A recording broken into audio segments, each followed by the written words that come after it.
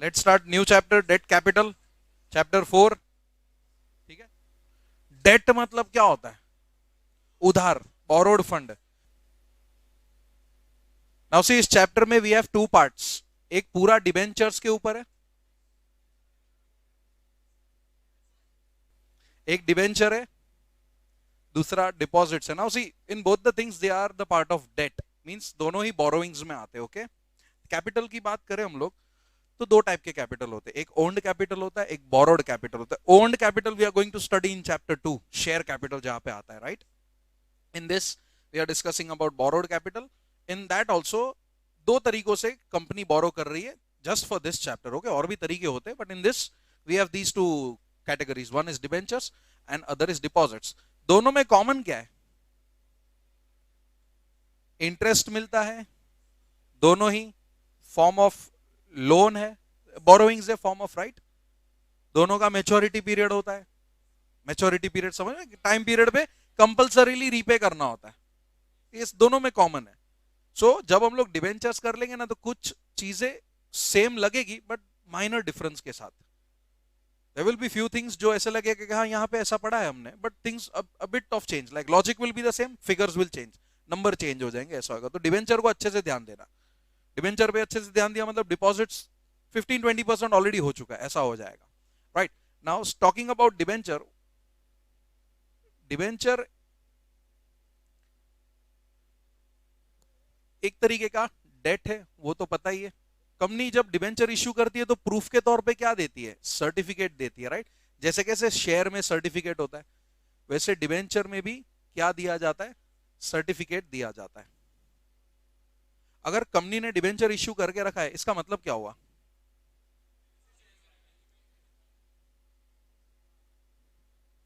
नहीं नहीं नहीं, मैं ये पूछ रहा हूं, if company has issued debentures तो इसका मतलब क्या है? Who is company? बोरोवर, बराबर के नहीं? That means it has a debt which is to be repaid. So whenever the company issues debentures, it acknowledges a debt. मैंने खाली debt लिखा but acknowledges word use कर देते,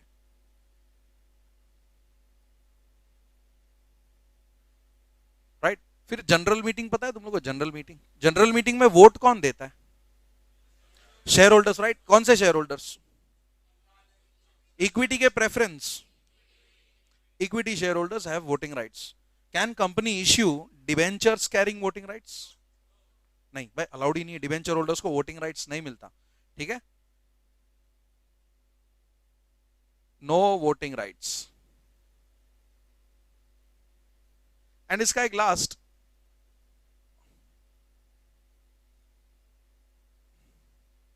पेमेंट ऑफ टू थिंग्स। क्या होगी वो टू थिंग्स? एक principal होगा एंड इंटरेस्ट।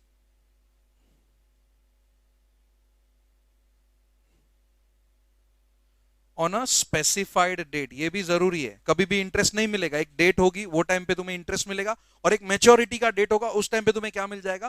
प्रिंसिपल अमाउंट मिल जाएगा, on a specified date, right. ये तो था बेसिक सा डिबेंचर का, एक जस्ट एक फीचर तरीके से ले लो। Okay. Now talking about debenture, there are few types as well. जैसे तुमने अगर कॉलेज में, I think, I don't know how many of you have taken SP, पर तुम लोग ने शायद टाइप्स ऑफ प्रेफरेंस शेयर्स पढ़े होंगे। Participating preference share, non participating, convertible, non convertible, redeemable, irredeemable, बराबर। वैसे भी कुछ टाइप्स ऑफ डिबेंचर्स है अपने पास। Now see, types of debentures is not the part of our syllabus, but never the part of our exam. But खाली फिर भी बताने के लिए बताना पड़ता है, राइट। वी शुड नो कि what are the types of debentures. अगर तुम लोग अपने पेज पे देखोगे तो you will see on the first page itself के एक टाइप्स ऑफ डिबेंचर्स का लिस्ट चालू होता होगा, है ना। डेट कैपिटल में देखो बीच में वो फीचर दिया, एक मिनट रुको, पहले तो बेसिक सा इंट्रोडक्शन दिया कि डिबेंचर मतलब डेट होता है, ये वो सब, ठीक है। नेक्स्ट इज सेकंड में उन लोग ने फीचर बोल दिए जो मैंने ऑलरेडी बता दिए, राइट। थर्ड में आई थिंक टाइप शुरू हो रहा है। पहला टाइप क्या है उसमें? See, I am going to go it orally only, उतना सब वो ऐसे ही just read and throw it away, बाकी कुछ काम नहीं उसका। Non convertible debentures means what? ये कंपलसरी क्या होने वाले? रिडीम। क्या ये कन्वर्ट हो सकते हैं इक्विटी में? नहीं, ये कंपलसरीली क्या होंगे? रिडीम ही होंगे। Next is convertible. कैसा कन्वर्टिबल? Partly convertible. अभी पार्टली कन्वर्टिबल मतलब क्या? नॉट नेसेसरी हाफ, जो भी परसेंटेज हो, it can be any percentage, can be 60-40, 50-50, 70-30, कुछ भी हो सकता है, बट जो भी रेशियो हो, some debentures will be converted and converted into equity shares and some will be redeemed. ऐसे debentures जब issue करती है कंपनी तो उसको partly convertible debentures कहते हैं. Cannot hold all of the debentures will be redeemed, but among all few will be redeemed. Few will be this converted. कितना? तो वो percentage पहले से ही decided रहता है कि अगर हम तुम्हें debenture दे रहे हैं तो 20% will be converted and 80% will be redeemed. तो ये debenture क्या हो गए? Partly convertible. Third will be optionally convertible, है ना. इसका क्या मतलब हुआ? Who has an option? You have an option. Share holder नहीं भाई, debenture holder. Debenture holder has an option कि भाई तुझे कन्वर्ट कराना है कि नहीं कराना है. कन्वर्ट कराना है कर ले, नहीं कराना है तो हम क्या करेंगे? रिडीम करके दे देंगे. It is an option with the debenture holder, that is optionally convertible. बराबर. फिर फुल्ली कन्वर्टेबल है तो ये बताने की जरूरत है, ना ही कन्वर्ट होगा, कुछ भी कन्वर्ट नहीं होगा, राइट. फुल्ली रिडीमेबल के कन्वर्टेबल क्या बोल, अच्छा सॉरी, फुल्ली कन्वर्टेबल का, आई थॉट रिडीमेबल बोल रहे हो. फुल्ली कन्वर्टेबल मींस कुछ भी रिडीम होगा नहीं. सारे के सारे डिबेंचर्स मैच्योरिटी डेट पे कन्वर्ट हो जाएंगे किसमें? इक्विटी में, right. Those debentures are called as fully convertible debentures. फिर सिक्योर्ड डिबेंचर्स. नाउ डिबेंचर्स के सामने मैंने तुम्हें एक सिक्योरिटी दिया है कि कल को अगर मैं तुम्हारा पैसा नहीं दे पाऊं तो सिक्योरिटी है तुम्हारे पास. तुम्हारा पैसा अगर यहां पे मैं अटका देता हूं तो एसेट से तुम क्या कर सकते हो? रिकवर कर सकते हो. Just like charges. चार्जेस में भी तो ऐसा ही हो रहा था ना. CHG9 secured debenture, right. Just like charges. तो ये कौन से थे? सिक्योर्ड. तो अनसिक्योर्ड समझ गए. डिबेंचर तो है बट कोई भी टाइप का सिक्योरिटी नहीं है, राइट. नेक्स्ट, वही अनसिक्योर्ड हो गया. Redeemable which will be compulsorily redeemed on the maturity date. Next, company perpetual, वो तो दूसरा नाम है ना, perpetual और irredeemable. हाँ वही मैं बोल रहा हूं, शांति तो रख. irredeemable debentures cannot be issued in India, allowed ही नहीं है. टाइप में ठीक है, we can study in the types क्योंकि it is one of the type of debenture, but क्या इंडिया में irredeemable debenture issue करना है? सोचो, it is a loan जो कहता है रीपे मत करो, तो भाई किस बात का loan? Getting it? Whenever the word loan is used, the next thing, the question which can be asked is when it is to be repaid. तो irredeemable मतलब रीपे ही नहीं करना है, ऐसा डिवेंचर इंडिया में इश्यू करना अलाउड नहीं है. बट फिर भी अगर मीनिंग समझना हो तो irredeemable means which will never be repaid. एक बार पैसा दिया, भूल जाओ, इंटरेस्ट देते रहेंगे. ऐसे को क्या इंटरेस्ट मिलेगा? irredeemable मतलब ये मत समझना कि इंटरेस्ट भी नहीं मिलेगा, राइट. वरना तो ये तो डोनेशन हो जाएगा. बराबर के नहीं? ओके. और कोई है टाइप? रजिस्टर्ड डिबेंचर और बेरर डिबेंचर, वो डिसाइडेड होगा. बट फर्स्ट ऑफ ऑल तो इश्यू ही नहीं कर सकते, तो डिसाइड होने का सवाल ही नहीं है. बट इन केस अगर कोई दूसरी कंट्री में इश्यू होते हो तो इन that case it can be done. ठीक है. फिर क्या है? रजिस्टर्ड डिबेंचर मतलब क्या? जैसे डिबेंचर सर्टिफिकेट पे तुम्हारा नाम है तो वो हो गए रजिस्टर्ड डिबेंचर्स. सर्टिफिकेट किसी और को दे दो, उसका डिबेंचर हो गया. क्यों? सर्टिफिकेट पे जिसका नाम है वही डिबेंचर होल्डर रहेगा. That kind of debenture is called as registered debentures. Whereas next will be bearer debenture. Bearer मतलब क्या? सर्टिफिकेट के ऊपर कोई नाम नहीं लिखा, it is just like share warrant. ये होता है डिबेंचर वारंट. सर्टिफिकेट होगा नेमलेस, जिसके हाथ में सर्टिफिकेट वो बन गया उसका ओनर. अगर मैंने डिबेंचर सर्टिफिकेट बनाया which is a bearer certificate and वो सर्टिफिकेट तुम्हारे हाथ में आ गया तो तुम फिलहाल उसके ओनर हो. फिर रास्ते पे से मिला हो या मेरे बैग से तुमने चोरी वोरी किया हो, कुछ भी किया भी किया हो, डजंट मैटर, फिलहाल तुम उसके क्या माने जाओगे? ओनर माने जाओगे. ठीक है. हो गए टाइप्स. एक बार देख लो types, go through it, then we will start next. Conditions to issue है ना. हाँ वो इश्यू ऑफ डिबेंचर्स, राइट. एक बार देख लो.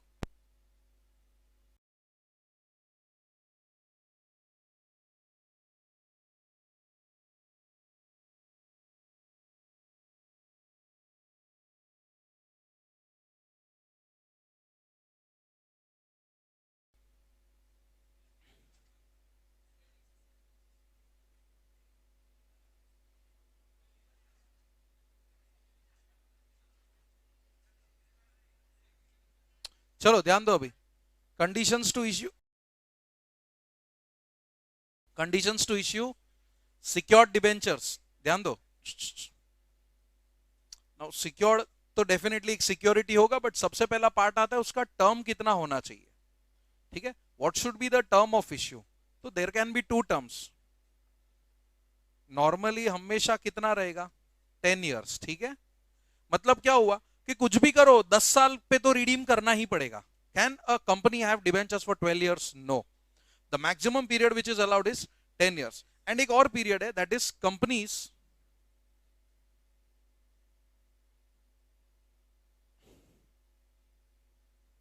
engaged in infrastructural activities।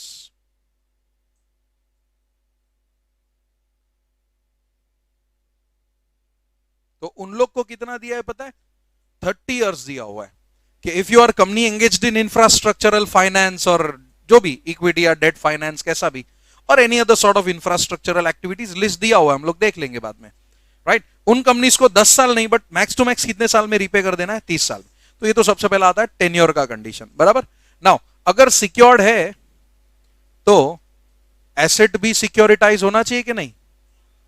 Asset must be सिक्योरिटाइज्ड by creating what?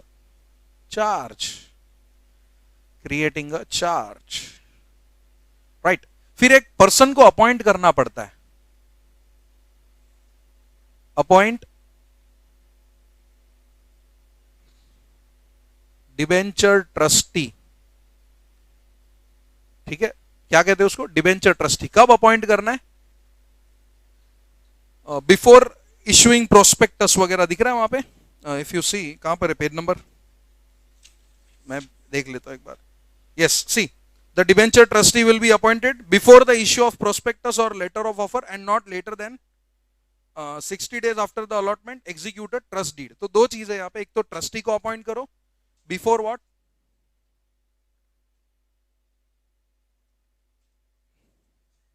What is prospectus? है क्या क्या क्या? बोलो बोलो, मैं सुना नहीं। Offer letter. तो ये अलग से क्यों लिखा मैंने? ऑफर लेटर की तरह तो अलग क्यों लिख रहा हूं? क्या होता है? एडवर्टाइजमेंट। तो ये क्या है? ये भी एक तरीके का एडवर्टाइजमेंट ही है। बोल। Right, not necessary, right, but whenever the debentures are offered to public, compulsorily offer देना होगा प्रोस्पेक्टस के थ्रू। मैं public offer other than prospectus कर ही नहीं सकता, चाहे शेयर हो या डिबेंचर, दोनों ही चीज पब्लिक को ऑफर हो सकती है। यस, तो इन दैट केस जो ऑफर डॉक्यूमेंट है उसको क्या कहना है? प्रोस्पेक्टस। एंड अगर the another option which I have is selecting the persons, late us से मैंने मेरे मेंबर्स को इश्यू करना है डिबेंचर। अभी क्या मेरे मेंबर पब्लिक में आते हैं?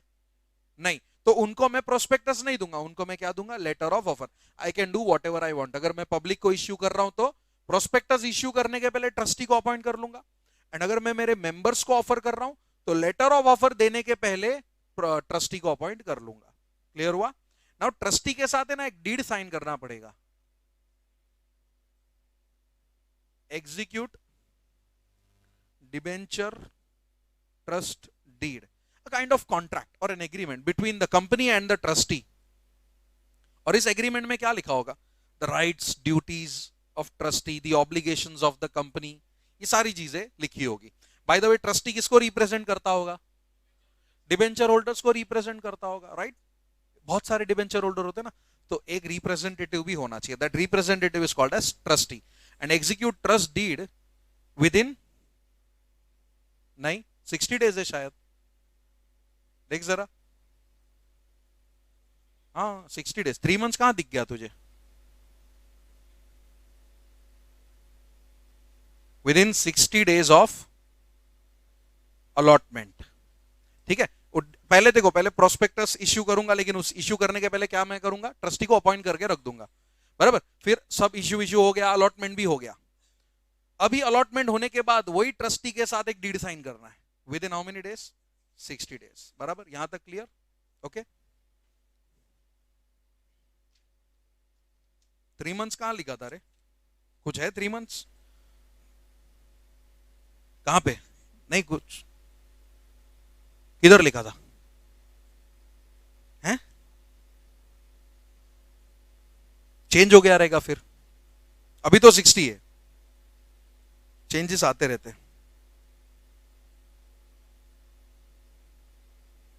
सी हो गया। डी, हाँ, डी में एक लिखा है सिर्फ, एक ओरली में बता देता हूं, what can be the property जो तुम सिक्योरिटाइज कर रहे हो। मूवेबल भी चलेगा, इमूवेबल भी चलेगा। See, any specific movable property और any specific immovable property, doesn't matter, right.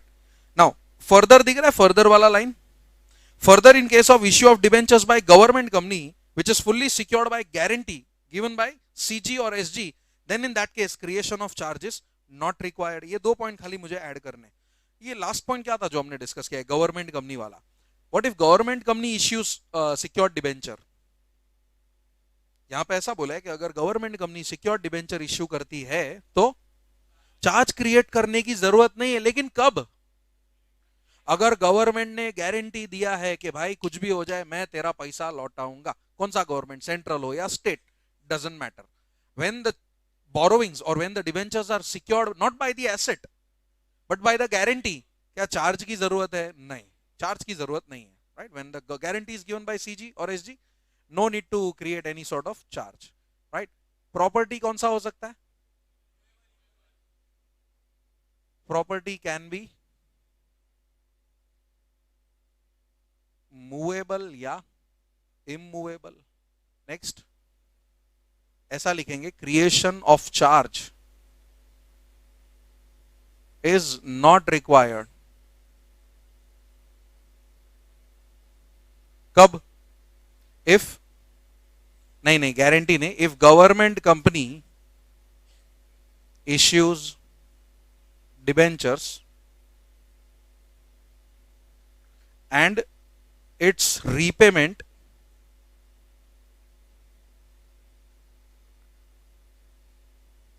Is secured by guarantee.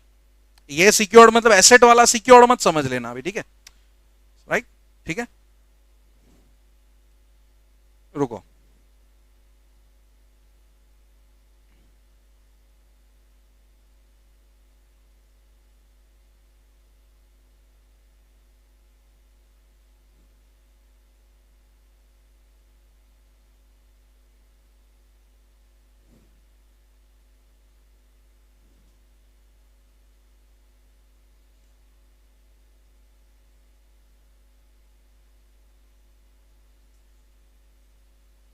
Right, guarantee for repayment has been secure विक्योर, वापस सिक्योर सुन के कंफ्यूजन आए कि भाई एसेट है कि नहीं है, फिर कोई बोलेगा सर एसेट है तो गारंटी क्यों दिया, तो सिक्योर्ड वर्ड को इग्नोर ही कर देते, right.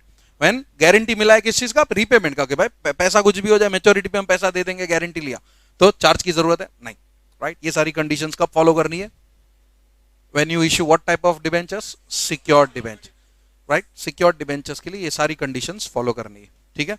What about other types of debentures, तो अपने को सोचने की जरूरत नहीं है, सिलेबस में दिया नहीं है, ठीक है। तुम लोग सर ऑप्शनली का क्या कंडीशन है, पार्शियली का क्या कंडीशन है, डजंट मैटर।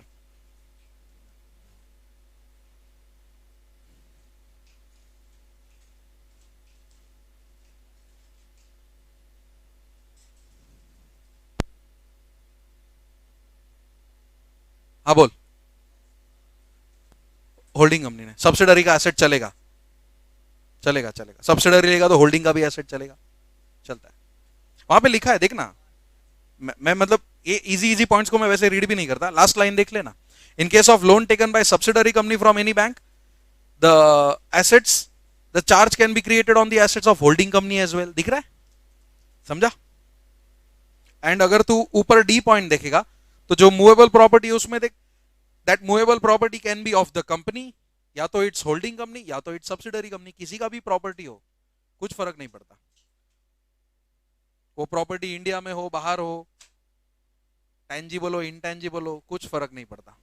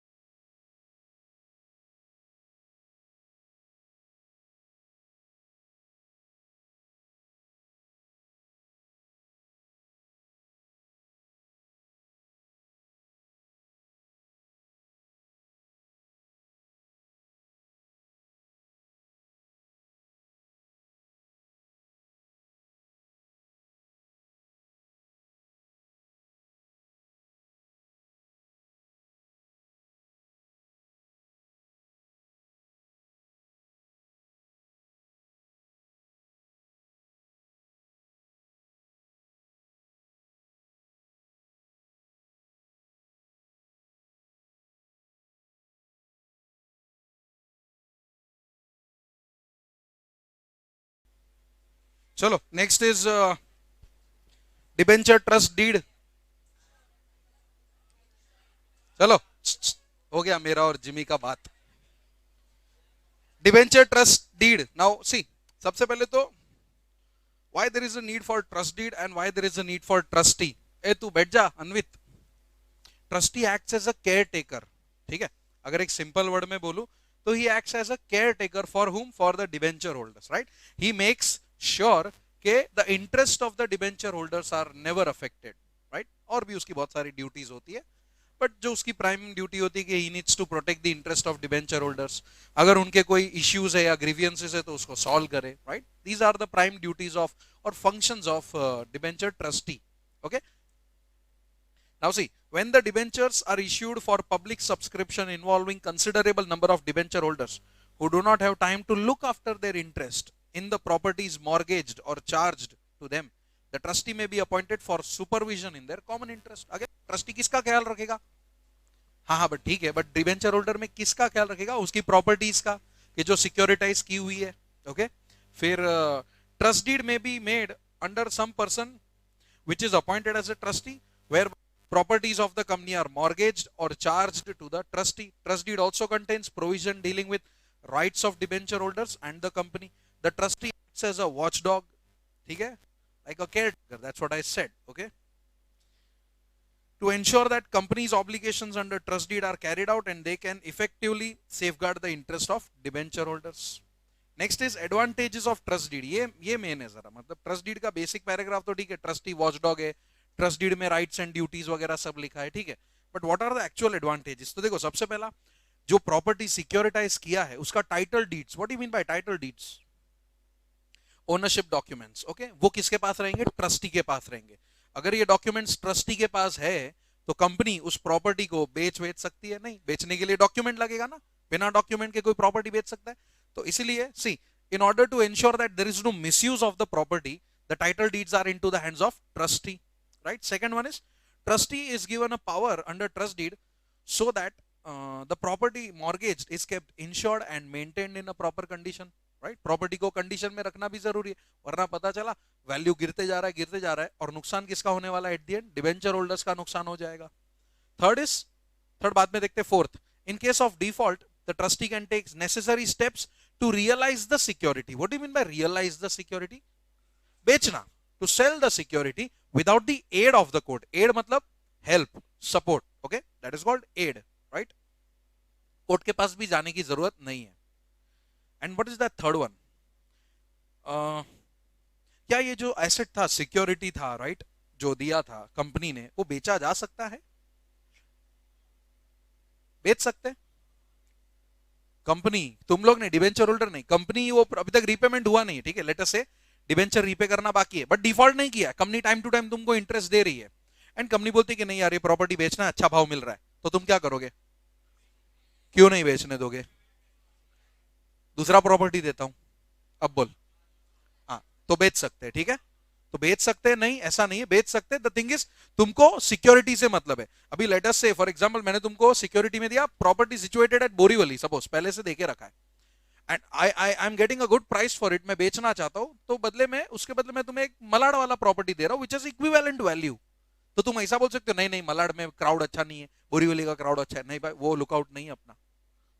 कोई मलाड वाला बुरा मत मानना, एग्जाम्पल दे रहा हूं खाली, जस्ट एन एग्जाम्पल.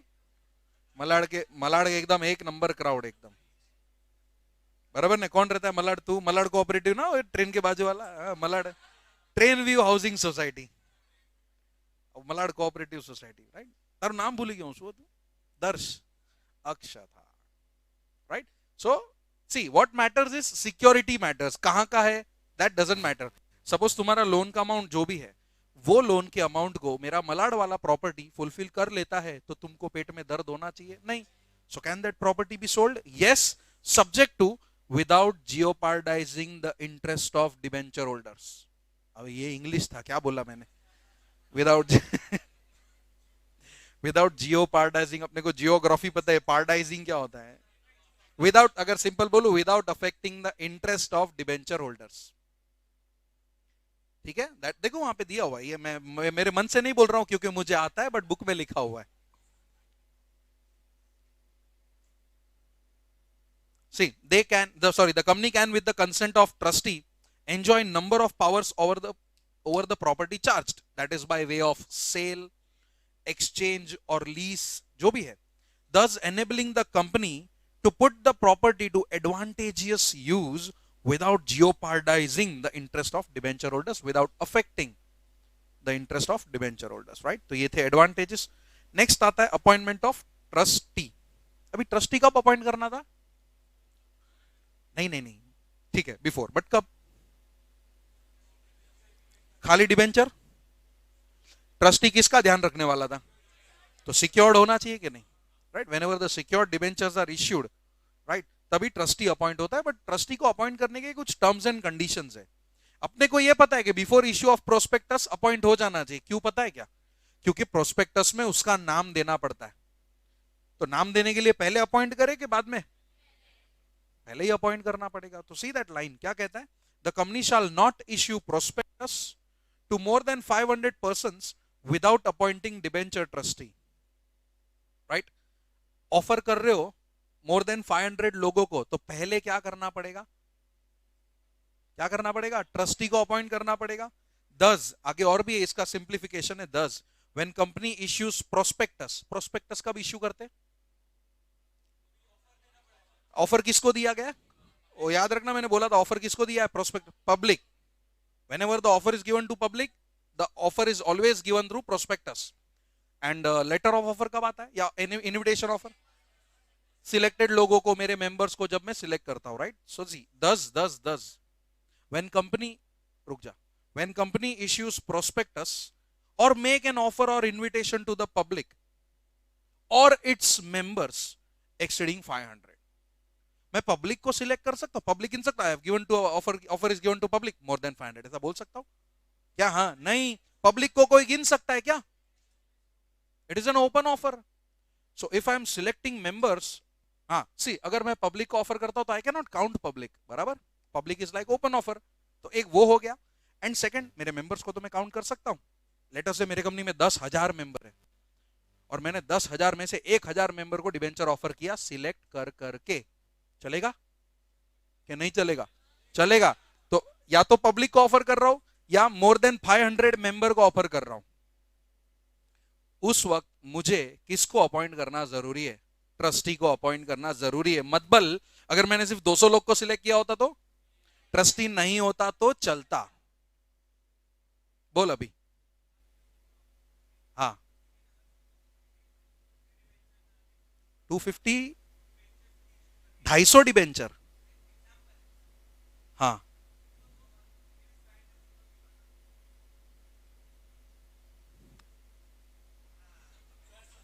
एक मिनट. कंपनी 250 डिबेंचर ऑफर कर रही है, 250 डिबेंचर्स, राइट?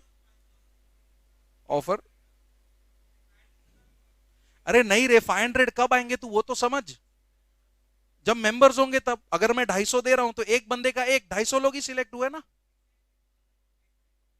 ये कैसे पब्लिक हुआ? 250 का पब्लिक ऑफर कैसे हुआ यार? पब्लिक ऑफर होता है. 250, 200, 25 कुछ मैटर नहीं करता. Doesn't matter. ट्रस्टी होना चाहिए, पब्लिक ऑफर है. हाँ हाँ, समझा? अगर तू 250 की बात कर रहा है तो मैं सिलेक्ट नहीं कर सकता, राइट? 250 का ऑफर मैंने कितने जन को दिया? 250 डिवेंचर का ऑफर मैंने कितने जन को दिया? बस मिल गया ना तेरे को आंसर. समझ में आ रहा है? और सिलेक्ट कर रहा हूं तो कितने लोग को दे रहा हूं? तो फिर उधर जरूरत नहीं है. Member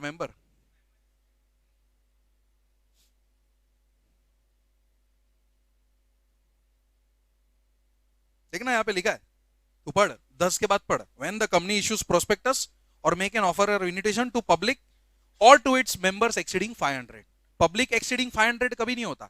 can I say public offer is given to only 1000 people? No, कभी ऐसा नहीं होता. Public offer is an open offer, right? तो जब भी ये दो कंडीशन फुलफिल हो जाती है तो अपने को ट्रस्टी से क्या लेना है? उसका कंसेंट लेना है. प्लस कंसेंट लेने के साथ साथ उसकी सारे डिटेल्स, लाइक उसका नाम, एड्रेस वगैरह वगैरह वगैरह, सब किधर लिखा होना चाहिए? प्रोस्पेक्टस पे लिखा होना चाहिए. देखो वो 2 point. A, the names of the trustee shall be stated in the letter of offer inviting subscription of debentures and also in the subsequent notices. मतलब जब भी तुम ऑफर दोगे, जब भी तुम नोटिस दोगे, हर एक नोटिस, हर एक ऑफर डॉक्यूमेंट में किसका नाम होना चाहिए? उस ट्रस्टी का नाम एंड अदर डिटेल्स होनी चाहिए। एंड सेकेंडली उस ट्रस्टी का कंसेंट भी होना चाहिए। Can you appoint trustee without his consent? No, right. तो याद रखना ट्रस्टी कब अपॉइंट करना है, दो टाइम पे, एक पब्लिक ऑफर, दूसरा offer is given to members exceeding 500। बहुत बार ये सवाल आता है कि सर अगर कम लोगों ने एक्सेप्ट किया तो, लेटेस्ट से मैंने 600 लोग को सिलेक्ट किया था, 600 मेंबर को, बट सिलेक्ट खाली मतलब एक्सेप्ट खाली 400 लोग ने किया, तो अभी ट्रस्टी होना चाहिए कि नहीं होना चाहिए? समझा मेरा question? I made an offer to 600 members in my company, but offer was accepted only by 400 members. अब क्या होना चाहिए? होना चाहिए। ऑफर कितनों को किया वो मैटर करता है, एक्सेप्ट कितनों ने किया वो मैटर नहीं करता।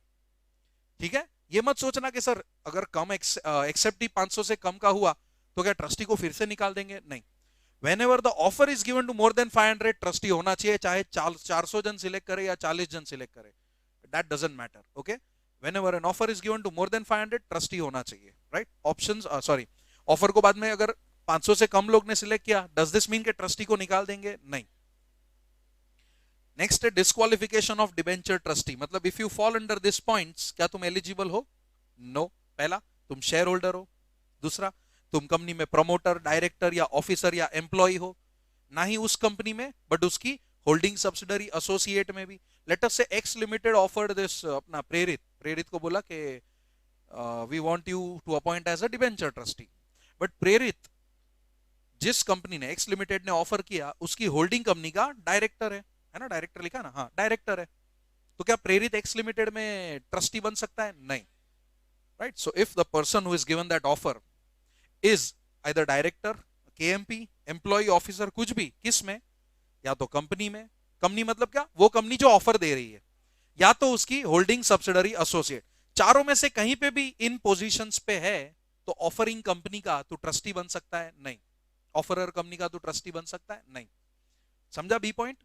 सी is beneficially entitled to monies which are paid by the company other than remuneration payable as a trustee, right? Let us say तुम कंपनी में डायरेक्टर, सॉरी डायरेक्टर तो नहीं हो, डायरेक्टर तो ऊपर, लेट अस से तुम बॉन्ड होल्डर हो, right? Bond holder हो, बॉन्ड समझ में आता है? It is a kind of again security.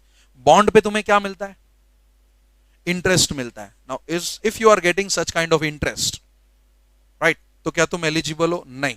सिर्फ तुम्हें एक ही तरीके का पैसा मिल सकता है, वो होगा रेम्यूनरेशन, क्योंकि ट्रस्टी फ्री में तो नहीं बनोगे, ट्रस्टी बनने का पैसा लेगा कि नहीं। अपार्ट फ्रॉम दैट कोई भी दूसरे तरीके से इन टर्म्स ऑफ सिक्योरिटीज अगर कंपनी पैसा दे रही है वो बंदे को, तो वो बंदा एलिजिबल है कि नहीं? नहीं। She is beneficially entitled to monies which are paid by the company other than the remuneration, मतलब रेम्यूनरेशन देंगे इसको ट्रस्टी बनने का, इसके अलावा दैट्स व्हाट आई सेड कि बॉन्ड का इंटरेस्ट वगैरह हो गया या डिविडेंड वगैरह हो गया। चलो शेयर होल्डर तो जाने तो डिविडेंड नहीं मिलेगा, बट लेट अस से बॉन्ड, क्योंकि बॉन्ड यहाँ पे कंसिडर नहीं किया गया, right? So in that case क्या मैं उसे ट्रस्टी बना सकता हूं? नहीं। डी, उसने मुझसे लोन लेके रखा है, नॉट ओनली मुझसे, मेरी कंपनी से या तो मेरी होल्डिंग सब्सिडरी एसोसिएट से। इंडेटेड, इंडेटेड मतलब क्या? Taken loan, taken loan. If Prerit has taken loan from any of this four companies मतलब एक तो ऑफरर कंपनी जिसने ऑफर दिया है वो, या तो उसकी होल्डिंग सब्सिडरी एसोसिएट, चारों में से किसी के पास से भी उसने लोन लिया है, तो वो मेरा ट्रस्टी बन सकता है? नहीं। देन सेम वे लोन नहीं लिया होना चाहिए, सेम वे गारंटी या सिक्योरिटी भी नहीं दिया होना चाहिए, बराबर के नहीं, राइट? गारंटी भी देके रखा है तो मैं उसे ट्रस्टी बना सकता हूं? नहीं। एच नहीं, सॉरी एच तो है ही नहीं, एफ कौन गया बाहर? अयन, ठीक है। Has a pecuniary relation with the company, like business relationship, okay? Let us say raw material वगैरह कुछ supply कर रहा है, that interest is of interest as in business interest is amounting to 2% or more of the gross turnover or total income or rupees 50 lakhs or such higher amount as may be prescribed, whichever is lower during the preceding 2 financial years or current financial year. अभी ये क्या है? Let us say प्रेरित wifi का business चलाता है और वही कंपनी को वाईफाई सप्लाई भी करता है, तो कंपनी उसको पैसा देगी कि नहीं? तो ये बिजनेस रिलेशन हुआ कि नहीं? है, बिजनेस रिलेशन है। अभी प्रेरित चार्ज तो लेगा वाईफाई का, फ्री में तो देगा नहीं। Now we need to see कि वो जो उसका चार्ज ले रहा है, is this amounting to this limit? Let us say Prerit जो चार्ज ले रहा है वो 10 लाख रुपया है साल का। अभी अपने को देखना है कि 10 लाख रुपया ये लिमिट्स के बाहर जा रहा है कि लिमिट्स के अंदर रह रहा है। अगर अंदर रह रहा है तो तो एलिजिबल हो जाएगा, लेकिन अगर लिमिट तोड़ दिया तो इनएलिजिबल हो जाएगा। और लिमिट क्या है, तो 4 लिमिट दी हुई है। एक 2% ऑफ ग्रॉस टर्नओवर दिख रहा है ना, या तो टोटल इनकम, ये दूसरा लिमिट है, या तो 50 lakhs, ये तीसरा लिमिट है, या तो चौथा लिमिट जो दिया ही नहीं है लेकिन दे सकते एज में बी प्रिस्क्राइब। कल को कोई गवर्नमेंट में आके बोलेगा there is one more limit, तो if suppose any new limit is added, तो 4 लिमिट हो गए, चारों में से जो भी लीस्ट अमाउंट होगा उसको पकड़ने का है। एंड अगर वो लीस्ट अमाउंट निकला समझो 12 लाख रुपया, suppose that least amount was 12 lakh रुपया, अपना रिलेशन कितने का था, रिलेशन कितने का था, एलिजिबल के इनएलिजिबल। अगर वो रिलेशन 10 का ही निकला होता तो, सॉरी लिमिट 10 का निकला होता तो, suppose least amount was 10 lakh रुपया, तो क्यों अमाउंटिंग टू लिखा है, एक्सीड नहीं हो रहा। 10 लाख पे 10 लाख कभी एक्सीड नहीं होता, 10 लाख पे 10 lakh is amounting to the limit. चार चार, अरे यार तुम देखो, एक क्या है 2% ऑफ जीटीओ, दूसरा टोटल इनकम, दूसरा 50 lakhs और एक प्रिस्क्राइब्ड अमाउंट, फिलहाल उसको जाने दो। लेट अस से 2% आया 15 लाख, टोटल इनकम आया 10 लाख, और 50 lakhs का 50 lakhs, वो तो एज इट इज रहेगा। अब इन तीनों में से लोअर कौन सा है, 10 लाख। अभी अपने को देखने का है कि ये जो ट्रस्टी है जिसको ऑफर किया गया है, क्या वो बिजनेस रिलेशन रखता है। इफ यस, उसका रिलेशन इतने का भी हुआ ना, तो वो क्या हो जाएगा, इन एलिजिबल, क्योंकि इंग्लिश में क्या लिखा है, amounting to 10 lakhs also, then too he is ineligible. अगर एक्सीडिंग 10 lakhs लिखा होता तो 10 लाख पे एलिजिबल हो जाता, क्योंकि एक्सीडिंग लिखा है। If such relation is exceeding the limit, then he is not eligible. But यहां पे क्या लिखा है, amounting to such limit, still he is not eligible. समझा कि गया, कोई है जिसको नहीं समझा तो पूछ लो। And last is relative of a person who is already in employment as a director और KMP. Let us say Pratik का भाई एक्स लिमिटेड में डायरेक्टर है, तो क्या एक्स लिमिटेड में प्रतीक, अरे प्रेरित ट्रस्टी बन सकता है, हाँ या ना, नहीं नहीं बन सकता, राइट। ठीक है, तो ये सारे थे डिस्क्वालिफिकेशंस। फिर क्या आता है, ड्यूटीज। ड्यूटीज है ना, देखो पहली दो तुम लोग मार्क कर लो, ये तो मैंने ऑलरेडी बताई दी। To protect the interest of debenture holders, to resolve the grievances, redress the grievances, ये दो तो मार्क कर दो। और फिर जो इतनी सारी ड्यूटीज दी हुई है ना, इसमें से you can read any 5 which ever you want, मतलब टोटल 60 ड्यूटी तुम लोग को याद रहेगी। ऊपर की दो और इतनी बड़ी लिस्ट में से जो भी 5 तुम्हें छोटी छोटी अच्छी लगती है वो मार्क करके याद रख लेना, ठीक है। देखो लास्ट में 5 सबसे छोटी लग रही है मुझे, लास्ट की 5 ही छोटी है, 6-7 लाइन में खत्म हो रही है, राइट। तो हाँ, जो तुमको ठीक लगे वो मार्क कर सकते हो। वैसे आज तक कभी क्वेश्चन नहीं आया कि what are the duties of trustee, फिर भी सेफ साइड के लिए 5-7 चीजें याद हो तो अच्छा है।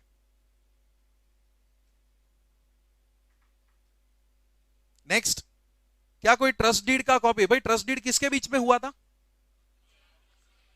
क्या इस डीड को कोई इंस्पेक्ट कर सकता है, हाँ वही बोला है वहां पे, देखो any member or debenture holder of the company may inspect such trust deed without any fee. लेकिन इंस्पेक्शन का टाइम कम से कम कितने घंटे का होना चाहिए, 2 घंटे का होना चाहिए during business hours. Like company ऐसा बोल सकती है inspection time is 4 to 5 in the evening, क्या हाँ नहीं, कम से कम 2 घंटे का इंस्पेक्शन 4 to 6 बोल सकती है, हाँ 4 to 7 बोल सकती है, वो भी चलेगा। बट क्या 4 to 5 बोल सकती है, नहीं। 4 to 5:55 बोल सकती है, नहीं नहीं बोल सकती, ठीक है। 5 मिनट भी मैटर करता है, राइट। एंड अगर कोई मांगे पूरा कॉपी दे मेरे को घर पे लेके जाने का, तो देने का 7 दिन में देने का, ठीक है मैक्सिमम। ऐसा नहीं कि लो सर रेडी पड़ा था आपके लिए, नहीं। अगर कोई डिमांड करता है तो that has to be you know given to them within 7 days, but fees लेना पड़ेगा, फ्री में नहीं देंगे भाई, जेरोक्स का खर्चा लगता है। देखो कितना रुपया लगता है पर पेज, इधर 10 रुपया लेंगे वो लोग मैक्सिमम, 2 रुपया भी उधर झगड़ा मत करना, ओरिजिनल दे मैं नीचे जाके जेरोक्स करवा के आता ऐसा मत करना, ठीक है। They can charge maximum 10 rupees per page, ठीक है। Next is liability of trustee to debenture holders. ए भाई ट्रस्टी क्या क्यों था अपने लिए, प्रोटेक्शन के लिए। ये देखो ये लोग बोल रहे trustee is liable to debenture holders, मतलब क्या क्या क्या क्या, हाँ तो इज ही लायबल, वो नहीं नहीं भाई, लायबल का मतलब क्या होता है, हाँ बोलो बोलो। बट लायबल का मतलब I will say you are liable to pay me some fine, you are liable to compensate me. तो व्हेन ट्रस्ट, देखो ट्रस्टी प्रोटेक्शन के लिए था डिबेंचर होल्डर्स का, अभी उल्टा हो रहा है, वही उनका नुकसान भर के देगा। अगर उसके दिल में खोट आ गई और वो भी कंपनी के साथ मिल गया और तुम्हारा इंटरेस्ट अफेक्ट हुआ, then he is liable to compensate that amount, but he will not be liable in those two cases. क्या कंट्रोल में? कंट्रोल में नहीं था, बराबर परफेक्ट पॉइंट बोला ऐसा। अरे वो खुश हो रहा है, कंट्रोल में नहीं होगा। क्या कंट्रोल में नहीं था? ये क्या कहना, अरे कहना क्या चाहते हो? सिचुएशन कंट्रोल में नहीं था? अरे कौन सा सिचुएशन, कहां थे, क्या था जो आउट ऑफ कंट्रोल हो गया? अरे ऐसा बोल, जो लॉस हुआ, जो डैमेज हुआ, वो it was beyond the control, ऐसा बोल। नहीं तो अलग है ना यार, कंपनी डिफॉल्ट करेगा तो ट्रस्टी कैसे लायबल? तो नहीं, कंपनी विल बी लायबल। तू क्या पूछ रहा है? हाँ, तो वो कहां से होगा यार, उल्टे का फिर वो उनसे लायबिलिटी वसूल करेगा, trustee. Now see, listen to me, see the first line, the trustee is liable if he does any kind of breach of trust. भरोसा तोड़ा अगर तुम लोगों का, तो ही इज लायबल, जो भी तुम्हारा नुकसान हुआ है वो भरने के लिए। Listen, in those two cases trustee will not be liable, even if breach of trust हुआ है फिर भी वो लायबल नहीं होगा। क्यों? क्योंकि देखो वो प्रूफ कर देता है कि भाई मैंने पूरी तरीके से कोशिश की कि तुम्हारा नुकसान ना हो, आई टुक such care to make sure कि तुम्हारा नुकसान ना हो, फिर भी हो गया, तो सर मैं क्या करूं? राइट? तो see, where the trustee can show that he took such care and diligence, diligence means actually, नहीं एफर्ट नहीं बोल सकता, उसने ध्यान रखा, बोलते ना, he kept proper check on the activities. Diligence का मतलब to keep proper check on the activities, कि भाई मैं हर एक चीज को ध्यान रख रहा था, फिर भी ये नुकसान हो गया, तो सर मैं क्या करूं, like that way. As required of him and trustee as regards to powers authorities discretions conferred upon him by trust deed. वो बोल रहे कि सर ट्रस्ट डीड में जो मेरे हित में था उतना मैंने कोशिश किया, फिर भी लॉस हो गया, तो क्या उसका गलती है? क्या हम लोग बोलेंगे फिर भी you have acted in a fraudulent manner? नहीं। एक सिंपल एग्जांपल देता हूं, तुम लोग गाड़ी चला रहे हो 120 की स्पीड पे, राइट? सडनली अयन जैसा कोई आके सामने खड़ा रह गया, क्या करोगे? ब्रेक मारोगे? इंसान हो, भले ही वो कैसा भी हो, लेकिन हम तो इंसान है, हम लोग ब्रेक मारेंगे। The moment you apply break, what will happen? Instant रुकेगी, होते होते जाएगा थोड़ा। ये अकेले में बताता हूं मैं तुझे, ठीक है? कुछ चीजें अकेले में बताई जाती है और वो एक ही बार होती है, ठीक है? तो फिर भी ठोक दिया, पब्लिक जमा हो गई, मैं क्या बोलेगा कि सर मैंने तो पूरा ब्रेक मारा, फिर भी गाड़ी स्किड होते होते गया और ठुक गया। मैं बोलेगा सर देखो टायर के निशान, प्रूफ है, बराबर के टायर के निशान, राइट? तो I tried my best to save him, but फिर भी उसके नसीब में ठुकना लिखा था तो ठुक गया, आदत से मजबूर, बराबर, ठुक गया, मतलब गाड़ी ठोक दी मैंने। अभी वो प्लानिंग करेगा कि इसको कैसे काउंटर करूं, लेकिन वो तो ठुक चुका है, पैर टूट चुके, उठ नहीं पाएगा वो।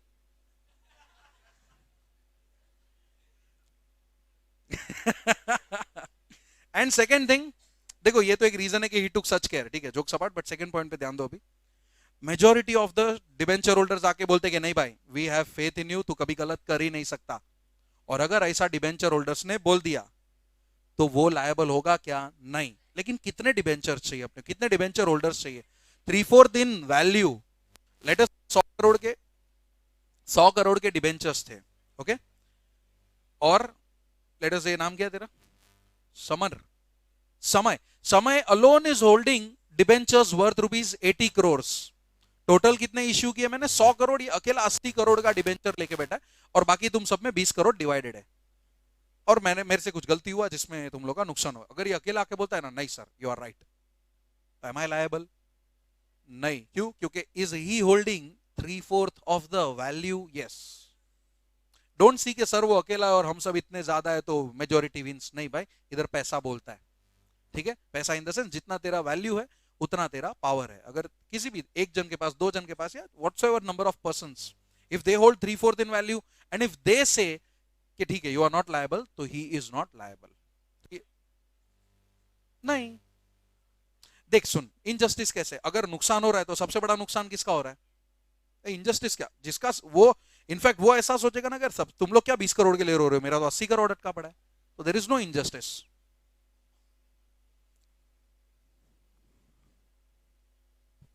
राइट, तो यहां तक हो गया। नेक्स्ट पॉइंट पे आते हैं अभी, डिबेंचर रिडेम्पशन रिजर्व। अभी ये क्या होता है डिबेंचर रिडेम्पशन रिजर्व? रिजर्व क्या होता है जनरली? एक सेपरेट अकाउंट क्रिएट करके रखा है लेटर से, जिसमें हम लोग पैसे जमा करते हैं फॉर अ स्पेसिफिक पर्पस। तो ये स्पेसिफिक पर्पस क्या है? ये यहां पे हम लोग पैसे क्यों जमा कर रहे हैं? Why we are creating this reserve? So that जब रिडेम्पशन का बारी आए तो थोड़ा पैसा पहले से ही जमा करके रखा हो, है ना, कि सारा का सारा पूरा प्रॉफिट में से ना उठाना पड़े।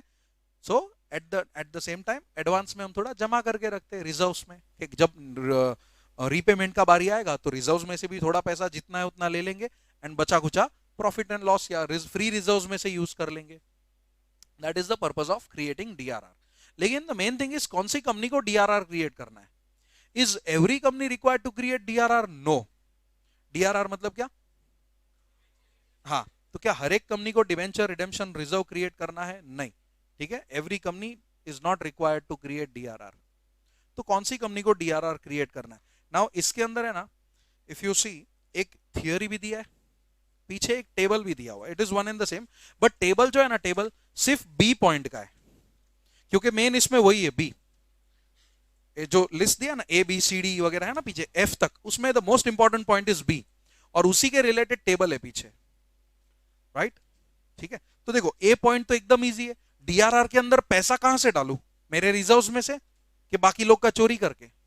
तो see, the DRR will be created out of the profits of the company available for the payment of dividend. मतलब क्या? What is the sources of dividend? वो सोर्स मैं, वो पैसा, मतलब वो पैसा मैं कहां पे यूज कर सकता हूं? रिजर्व क्रिएट करने के लिए भी कर सकता हूं। मैं ये नहीं बोल रहा हूं कि डिविडेंड का पैसा मैं इधर डाइवर्ट कर दूंगा, नहीं। जो पैसों से मैं डिविडेंड दे सकता हूं, लाइक फ्री रिजर्व्स, क्या फ्री रिजर्व से डिविडेंड दिया जा सकता है? नहीं। हाँ, तो क्या फ्री रिजर्व में से इसमें पैसा ट्रांसफर किया जा सकता है? यस। तो फर्स्ट पॉइंट क्या कहता है डिबेंचर रिडेम्पशन रिजर्व का?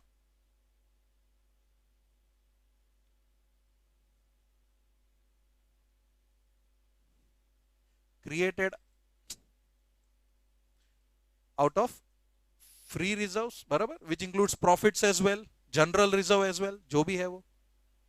नाउ बी पॉइंट ध्यान से देखना, ये ए हो गया, ये बी आएगा, राइट। नाउ बी को है ना हम लोग अलग तरीके से पढ़ेंगे, टेबल भी दिया है, जाने दो, बट उसमें सबसे पहले दो क्राइटेरिया दिया है कंपनी का। If you read that point, उसमें दो कंपनी कौन सा है, ढूंढो जरा।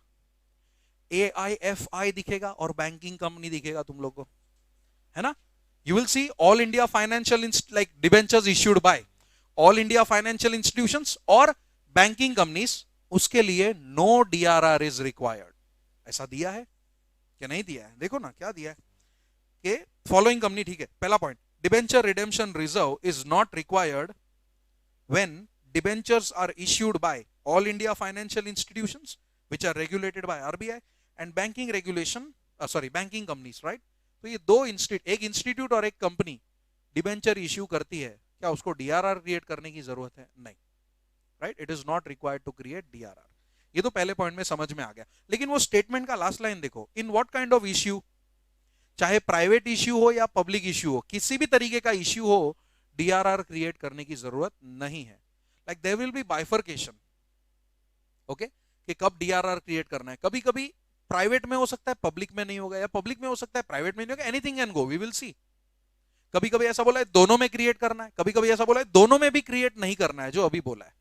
यहां पे क्या बोला है, अगर AIFI हो या बैंकिंग कंपनी हो, अगर ये डिबेंचर इश्यू करती है, तो चाहे वो डिबेंचर पब्लिक इश्यू हो या डिबेंचर प्राइवेट प्लेसमेंट हो, in any of the case what is not required, DRR is not required। ये पहला पॉइंट है।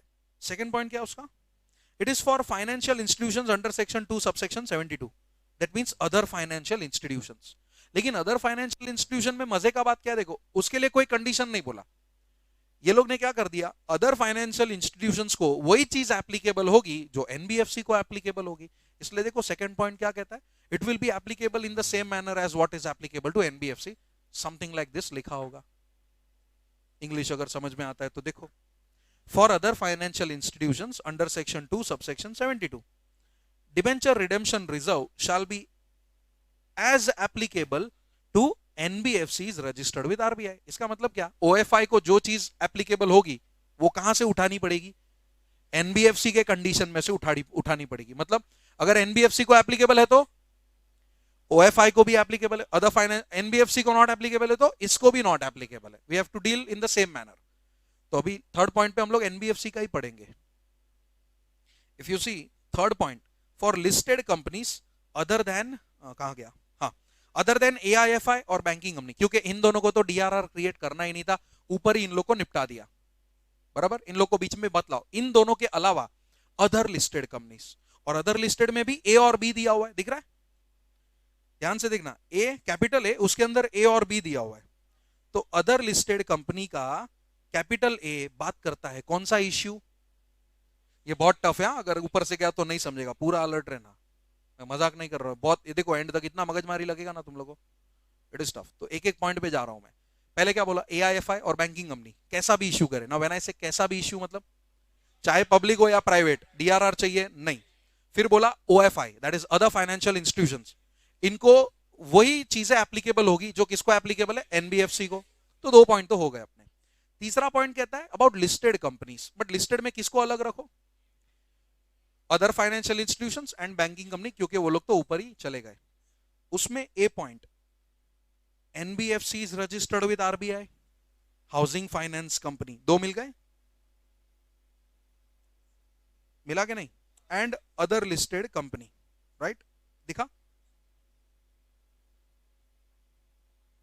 थर्ड पॉइंट फिर से पढ़ रहा हूं, for other listed company other than AFI, AIFI and banking company, comma, debenture redemption reserve is not required in case of public issue of debentures by NBFC, HFC and other listed companies।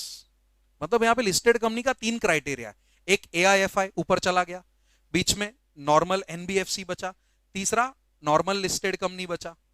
पहला category क्या listed का, AIFI banking company, दूसरा category नहीं, पहला category क्या वो हो गया ऑल इंडिया, पहले में चला गया, पहला ऑल इंडिया फाइनेंशियल इंस्टीट्यूशन, दूसरा सॉरी एक मिनट सॉरी, पहला एआईएफआई बैंकिंग कंपनी, दूसरा एनबीएफसी और एचएफसी हाउसिंग फाइनेंस कंपनी।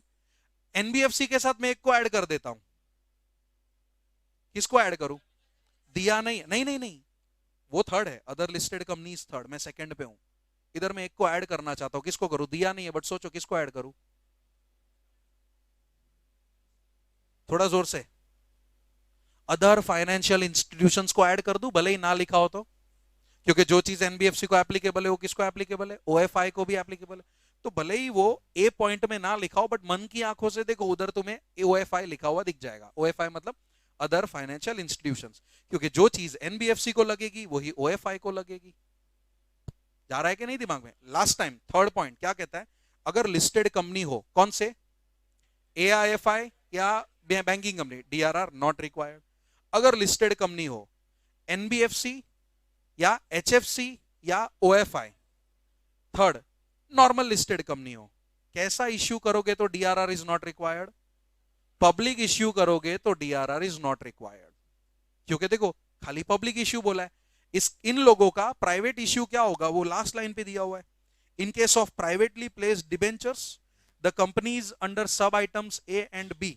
मतलब क्या, बस पीछे नया पॉइंट होगा, है ना, नया पॉइंट है ना पीछे, यहां पे ये पॉइंट खत्म। ब्रैकेट में ए क्या बोल रहा है, सिर्फ ब्रैकेट में कौन से इश्यू का बात कर रहा है, ब्रैकेट में बी कौन से इश्यू का बात कर रहा है। अभी पूरा ज्वाइन करो, इन कंपनीज को भी, व्हेन आई से इन कंपनीज मतलब 3 कंपनी हुआ, देखो एक तो एनबीएफसी, फिर एचएफसी, ओएफआई भले ही दिया नहीं है क्योंकि जो एनबीएफसी है वही ओएफआई है, और एक अदर लिस्टेड कंपनीज, ये 4 हो गए। नाउ ये लोग को पहले क्या बोला, DRR is not required for these companies in case of bracket वाला ए एंड ब्रैकेट वाला बी। ब्रैकेट वाला ए बोलता है पब्लिक इश्यू में भी नहीं चाहिए, ब्रैकेट वाला बी बोलता है प्राइवेट इश्यू में भी नहीं चाहिए। हाँ, मैं नहीं समझ रहा क्या? नहीं, क्या नहीं चाहिए? हाँ, डीआरआर नहीं चाहिए, बट मैं समझा नहीं, तू क्या पूछ रहा है? दोनों में नहीं चाहिए। इन बोथ द केसेस देखना, DRR is not required for listed NBFC, listed HFC, listed OFI and other listed companies, right? Even वो पब्लिक इश्यू करे या प्राइवेट इश्यू करे, उन लोग को तो डीआरआर लगेगा ही नहीं। गया ये पॉइंट थर्ड वन, पक्का? अभी पीछे देखते फोर्थ। फोर्थ कौन से कंपनी का बात कर रहा है? अनलिस्टेड। ये तो देखो, ये सब लिस्टेड एनबीएफसी का बात हो रहा था, अनलिस्टेड भी तो होगी। What if there is an unlisted NBFC या अनलिस्टेड एचएफसी, तो वो यहां पे कवर हो रही है फोर्थ पॉइंट में। अनलिस्टेड कंपनीज अदर देन वो दो, उन दोनों को फिर से अलग रख दिया। कौन दो? ओएफआई और अपना ओएफआई क्या बोल रहा, सॉरी, एआईएफआई और बैंकिंग कंपनी। उनके अलावा फॉर एनबीएफसीज, फॉर एचएफसीज डिबेंचर रिडेम्पशन इज नॉट, और इधर मन की आंखों से देखो तो एक और दिख जाएगा ओएफआई, क्योंकि जो एनबीएफसी को एप्लीकेबल है वही ओएफआई को, एनबीएफसी स्लैश ओएफआई करते ही रहने का मतलब, स्लैश मतलब बाजू में, ठीक है? क्योंकि जो एनबीएफसी का रूल है वही किसका रूल है? ओएफआई का रूल है। तो एनबीएफसी, फिर अपना एचएफसी, एचएफसी मतलब हाउसिंग फाइनेंस कंपनी, और तीसरा जो मन की आंखों से दिख रहा है वो कौन सा है? ओएफआई। तो अनलिस्टेड कंपनी, लेट अस से एनबीएफसी हो गया, एचएफसी हो गया, ओएफआई हो गया, इनको डीआरआर इज नॉट रिक्वायर्ड। बोलो बोलो, इन case of what? Private placement of debenture. मतलब क्या हुआ इसका? अगर ये तीन कंपनी अनलिस्टेड है और पब्लिक इश्यू करती है तो पहले सब लोग मेरे साथ में है, अगर अनलिस्टेड कंपनी, देखो यहां तक तो समझ गया ना, ये लिस्टेड का था, इसको भूल जाओ फिलहाल, अभी अनलिस्टेड पे आते। ये देखो, ये एनबीएफसी, एचएफसी, ओएफआई, ये सब तो लिस्टेड थी, ये अनलिस्टेड भी तो हो सकती है। तो सपोज कोई अनलिस्टेड है, एनबीएफसी, एचएफसी, ओएफआई अनलिस्टेड है, उसको लाइक इन चारों को DRR is not required. But ऐसा दोनों इश्यू में, in which issue it is not required? See, in private issue not required, that means public में required है इन लोगों को। ये split हो गया, कितना है वो 10% बाद में देखेंगे, वो जाने दो, बट रिक्वायर्ड है कि नॉट रिक्वायर्ड है पहले वो समझ लेते। फिर इसका बी भी तो है, ब्रैकेट वाला ए इधर देखा था तो ब्रैकेट वाला बी भी इधर देख लेते। फॉर अदर अनलिस्टेड कंपनीज, मतलब इनके अलावा, ये तो है ही other unlisted companies. Now when I say other में ये तीन इंक्लूडेड है क्योंकि उनको तो ऊपर ले लिया। इनके अलावा जैसे ये अदर अनलिस्टेड था, सॉरी ये अदर लिस्टेड था, वैसे ये अदर अनलिस्टेड है, इनको क्या बोला है? डीआरआर इज रिक्वायर्ड, चाहे पब्लिक इश्यू हो या प्राइवेट इश्यू हो, दोनों में रिक्वायर्ड है। देखो लास्ट पॉइंट क्या लिखा है? For other listed, sorry unlisted companies, DRR of 10% shall be applicable. यहां पे ना ही कोई इश्यू के बारे में बोला है, इसका मतलब ये मत सोचना कि एप्लीकेबल नहीं है। 10% इज एप्लीकेबल टू देम, फिर चाहे कैसा भी इश्यू वो लोग करें। क्यों? क्योंकि देखो अब तक इश्यू को स्प्लिट करके रखा था, and if nothing is given तो इन एनी केस अगर other unlisted company debenture issue करती है, चाहे पब्लिक इश्यू हो या प्राइवेट इश्यू हो, कंपल्सरीली डीआरआर क्रिएट करके रखना है। बराबर, राइट? लास्ट पॉइंट, कितना डीआरआर क्रिएट करके रखना है? 10% ऑफ व्हाट? Of what? मतलब क्या हुआ? आउटस्टैंडिंग डिबेंचर, मतलब जितना डिबेंचर बेच के रखा है। व्हेन आई से बेच के is not the right word, पर फिर भी मैं बोल रहा हूं, मालूम है, जितना डिबेंचर्स बेच के रखा है, जितना डिबेंचर्स इश्यू करके रखा है, वो अमाउंट का 10%, उतना मुझे कम से कम रिजर्व क्रिएट करके रखना है। अगर मैंने 100 करोड़ के डिबेंचर बेचे हैं तो मेरे रिजर्व में 10 करोड़ होने चाहिए, कुछ भी कर लो, 10 करोड़ मेरे रिजर्व में कम से कम होने चाहिए। और हर एक कंपनी को 10 करोड़ मेंटेन करने की जरूरत, मतलब 10% मेंटेन करने की जरूरत है? नहीं। देखो किसको मेंटेन करने की जरूरत है? एक तो, रुको,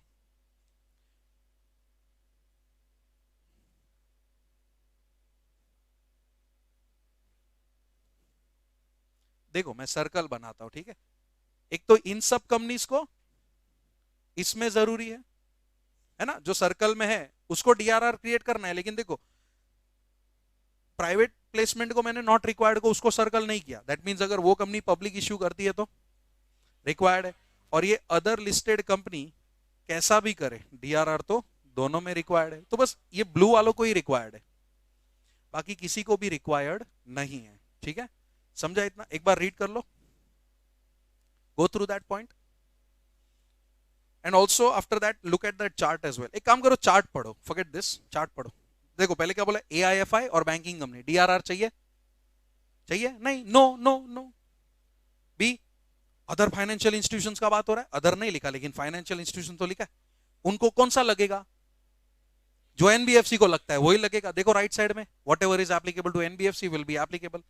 तो फिर एनबीएफसी को नीचे दो पार्ट में डिवाइड किया, NBFC and HFC, no DRR is required in case of private placement, right,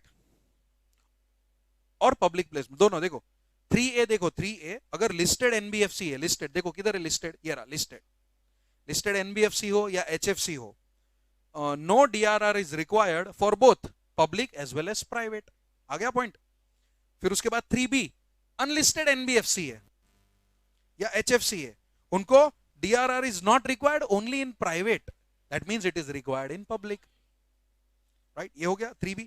फिर वैसे ही 4A 4B है जो अदर लिस्टेड कंपनीज का बात कर रहा है, अदर लिस्टेड कंपनीज, ये रहा, नो डीआरआर चाहे पब्लिक इश्यू करे या प्राइवेट इश्यू, देखो दिया, no DRR in both public as well as private. And एक मिनट, और अनलिस्टेड अदर कंपनीज कैसा भी इश्यू करे डीआरआर इज रिक्वायर्ड, चाहे प्राइवेट हो या पब्लिक, दोनों में रिक्वायर्ड है। बराबर समझा पूरा? अभी रीड कर लो।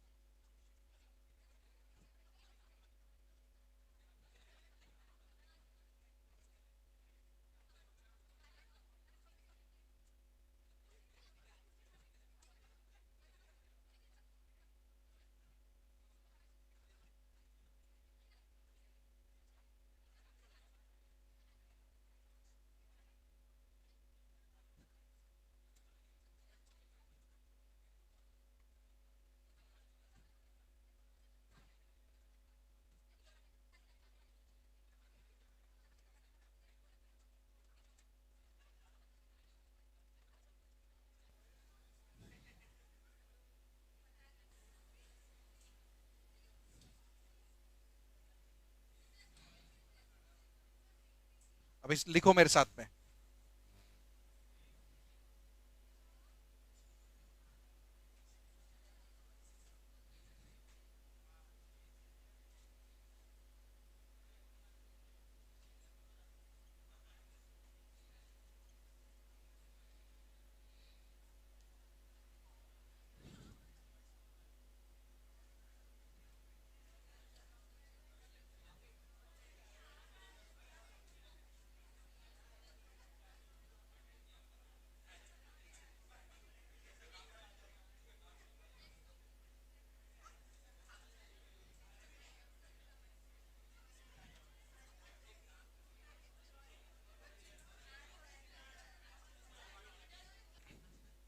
देखो एक बार,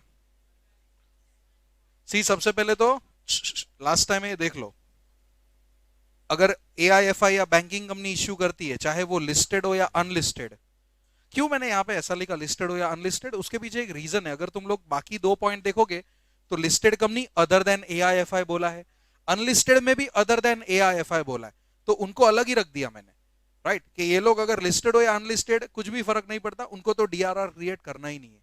बट अगर बाकी लिस्टेड कंपनीज की बात करें तो ये तीन में देखो एनबीएफसी एचएफसी तो है ही, और जो एनबीएफसी को एप्लीकेबल है वो किसको एप्लीकेबल है, फाइनेंशियल इंस्टीट्यूशंस को एंड अदर लिस्टेड कंपनीज, मतलब इन तीन के अलावा लेट अस से लैपटॉप मैन्युफैक्चरिंग कंपनी जो कि लिस्टेड है, तो वो यहां पे आएगी क्या? वो एनबीएफसी है, लैपटॉप एनबीएफसी है, एचएफसी है, फाइनेंशियल है, नहीं, तो वो एक अदर लिस्टेड कंपनी हो गई। ये तीन भी लिस्टेड है कि नहीं है? मेन हेडिंग देखो लिस्टेड है, ये तीन भी लिस्टेड है, और इन तीन के अलावा बाकी कोई भी लिस्टेड कंपनी को डीआरआर दोनों ही इश्यू में नहीं चाहिए, बराबर। एंड लास्ट देखोगे अनलिस्टेड कंपनीज में एनबीएफसी, इन अनलिस्टेड को एनबीएफसी चाहिए था कौन से इश्यू में? पब्लिक इश्यू में। देखो वो point not required in private placement, तो देखो DRR is not required in private placement, लेकिन अगर यही तीन अनलिस्टेड कंपनी पब्लिक इश्यू करती है तो उनको डीआरआर क्रिएट करना पड़ेगा एट 10%। एंड इन तीन के अलावा अगर कोई दूसरा अनलिस्टेड कंपनी है सेम लैपटॉप, तो वो ये तीन में फिट होएगा, तो वो यहां फिट हो जाएगा। वैसा कंपनी कोई भी इश्यू करे, पब्लिक इश्यू करे या प्राइवेट प्लेसमेंट करे, डीआरआर इज रिक्वायर्ड, बराबर। तो ये सिर्फ बी पॉइंट है, ठीक है। ए क्या था याद है? ए मैंने रब कर दिया, but you can write it, DRR is created out of free reserves, वो ए हो गया, फिर ये बी हो जाएगा। समझा है ना सबको?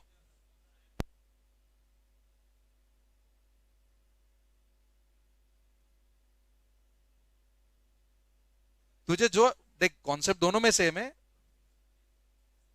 तो वो याद रख, कॉन्सेप्ट सेम ही रहने वाला है, इट इज जस्ट फ्रेमिंग मैंने अलग किया है भाई। मुझे कॉपी करना अच्छा नहीं लगता ना, तो मैंने थोड़ा क्रिएटिविटी कर दिया बस। पहले मैं वही कर रहा था, फिर मैं बोला रुक कुछ अलग करता हूं, तो लिस्टेड और अनलिस्टेड को बाइफरगेट कर दिया। मीनिंग वही है, देख तू चेक कर ले मैंने राइट किया है कि नहीं, अप्रूव कर दे।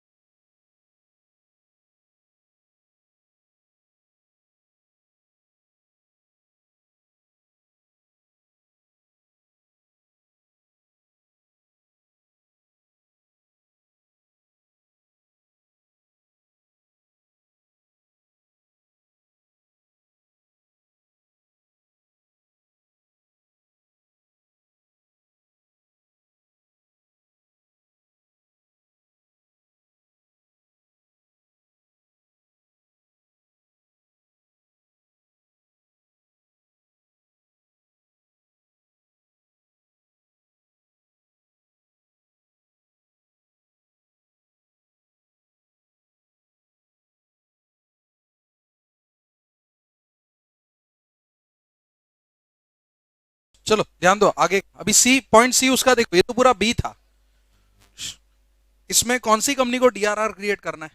दो जगह पे है ना डीआर क्रिएशन, एक तो यहां पर है और एक यहां पर है, बराबर, ये दो में डीआरआर क्रिएट करना है, बाकी कहीं पे भी डीआरआर क्रिएट करने की जरूरत नहीं है, राइट। तो अभी जो सी क्लॉज है ना, वो इन दोनों के लिए। वहां पे if you see that clause C, उसका स्टार्टिंग देखो एवरी कंपनी बोला है, but every company does not mean every company. Every company कौन सा कंपनी? जिसको डीआरआर क्रिएट करना है वो एवरी कंपनी, ठीक है, मतलब ये दो, ओके। एवरी कंपनी मतलब ये मत सोचना कि हर एक कंपनी को क्लॉज सी एप्लीकेबल होने वाला है। Clause C is applicable to all those companies जिसको क्या क्रिएट करना है? डीआरआर।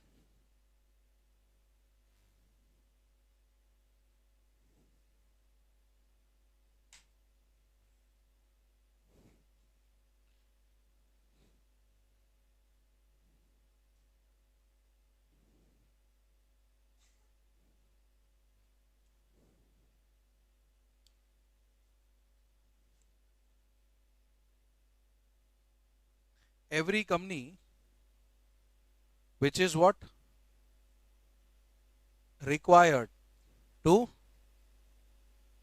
create DRR, वो क्या करेगा देखो, shall invest या deposit, okay, shall invest या deposit by 30th of April, right? कोई ईयर नहीं लिखा है तो थोड़ा ध्यान देना, बाय 30th of April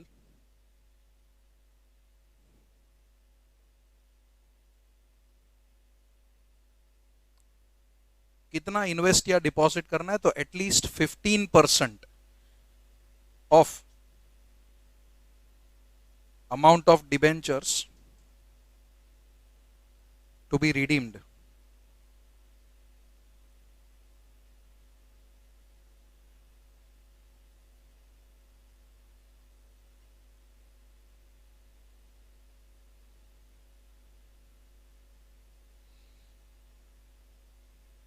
अभी इसका क्या मतलब है देखो, राइट, जिन जिन कंपनीज को, वो दो ब्लू टिक वाली कंपनीज को डीआरआर क्रिएट करना है, वो कंपनी हर साल के 30th अप्रैल तक, लाइक 30 दिन में, क्योंकि मार्च को तो ईयर एंड होने वाला है, तो साल के पहले महीने में ही उसको इन्वेस्ट या डिपॉजिट कर देना है। कितना? 15%। और 15% कौन से अमाउंट का? वो अमाउंट का जो उस साल के एंड में रिडीम होने वाला है ना। उस साल के एंड में मतलब क्या? लेट अस से ये 30th अप्रैल 21 है फॉर एग्जांपल, तो ये 31st मार्च क्या होगा? 22। समझ में आ रहा है? तो जो 31st मार्च 22 को मैं रीपे करने वाला हूं, लाइक जो साल के एंड में रीपे करने वाला हूं, उसका 15% कम से कम इन्वेस्ट कर दूंगा वही साल के फर्स्ट मंथ में। समझ में? क्यों फर्स्ट मंथ बोल रहा हूं मैं? April, right, April first month. Clear हुआ ये पॉइंट? तो ये मैं खाली समझाने के लिए बता रहा हूं, बाकी this is going to happen every year. कब तक? जब तक तुम्हारा डिबेंचर जीरो नहीं होता तब तक, मतलब आउटस्टैंडिंग डिबेंचर जब तक जीरो नहीं होगा तब तक रिजर्व क्रिएट करके रखना है। और रिजर्व क्रिएट करके रखना है मतलब ये भी फॉलो करना है कि नहीं? क्योंकि ये किसको एप्लीकेबल है? Every company which is required to create DRR. जब तक तेरा डीआरआर क्रिएटेड है तब तक तुझे ये चीज एप्लीकेबल है। जब तक तेरे आउटस्टैंडिंग डिबेंचर्स जीरो नहीं होते तब तक ये भी तुझे फॉलो करते रहना है एवरी ईयर। मैं इसका मल्टीपल ईयर्स का एग्जांपल भी दूंगा, बट फिलहाल ये समझ गया ना क्या हो रहा है? जो साल के एंड में पैसा रिडीम करने वाला हूं, उतने अमाउंट का कितना परसेंट? 15%। क्या ये डीआरआर है? नहीं, डीआरआर तो 10% क्रिएट करके रखा है, राइट, वो तो ओवरऑल डिबेंचर का है। क्या ये ओवरऑल डिबेंचर का है? नहीं, ये 15% वो अमाउंट का है जो इस साल के एंड में मैं रीपे करने वाला हूं, राइट। तो दैट इज ये। और कहां इन्वेस्ट या डिपॉजिट कर सकते हो? तो इन सिक्योरिटीज और बॉन्ड्स ऑफ गवर्नमेंट या ट्रस्ट, राइट। ये इन्वेस्टमेंट हो गया। क्या इसमें डिपॉजिट है? नहीं। और दूसरा, ये इन्वेस्टमेंट रिलेटेड है, ठीक है। First point is related to investment, second point is related to deposit. Deposit in scheduled bank. तुमको अगर इन्वेस्ट नहीं करना है तो बैंक में एफडी कैसा होता है वैसा पैसा लगा दो डिपॉजिट में, बट कम से कम तुम्हें 15% यूज करना है। और वो भी कौन से अमाउंट का? इस साल का। देखो वही वहां पे थियरी में दिया हुआ है, if you read that point, point C, ऐसा ही कुछ लिखा होगा कि every company which is required to create DRR, क्या है देखो मैं ही पढ़ता हूं। See, every company which is required to create DRR shall on or before 30th April of each year क्या करेगा? इन्वेस्ट या डिपॉजिट करेगा। कितना करेगा? अ सम which shall not be less than 15% of which amount? Of that amount of debentures maturing during the year ending on 31st day of the March next year. Next बोलो या following बोलो, बात तो एक ही है। Okay? And next year in any one or more of the following methods. तीन method है, right? मैंने एक सिक्योरिटी का मेथड है, एक बॉन्ड का मेथड है और तीसरा बैंक का मेथड है। तो मैंने दो में क्लब कर दिया, सिक्योरिटी, बॉन्ड और डिपॉजिट इन बैंक। ये तीन मेथड में तुम पैसा इन्वेस्ट भी कर सकते हो, डिपॉजिट भी कर सकते हो। बराबर समझा पूरा? अभी देखो ईयर वाइज कैसे हो रहा है, बट इसके रिलेटेड है ना कंडीशन डी भी पढ़ना जरूरी है, राइट? क्योंकि डी में भी देखोगे तो अमाउंट सो इन्वेस्टेड और डिपॉजिटेड, डी में भी यही दो चीज यूज हो रही है। तो सी और डी कनेक्टेड है। बी कनेक्टेड किसके साथ होता है? सी के साथ, क्योंकि बी में पता चलता है कौन सी कंपनी को डीआरआर क्रिएट करना है।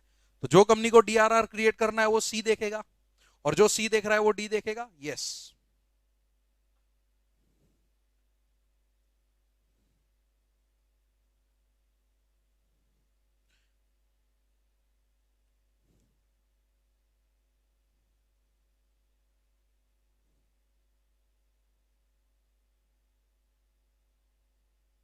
द अमाउंट, चाहे वो इन्वेस्टेड हो या डिपॉजिटेड हो। कौन सा अमाउंट? ये 15% का बात हो रहा है, ठीक है? ठीक है, that amount which is deposited or invested should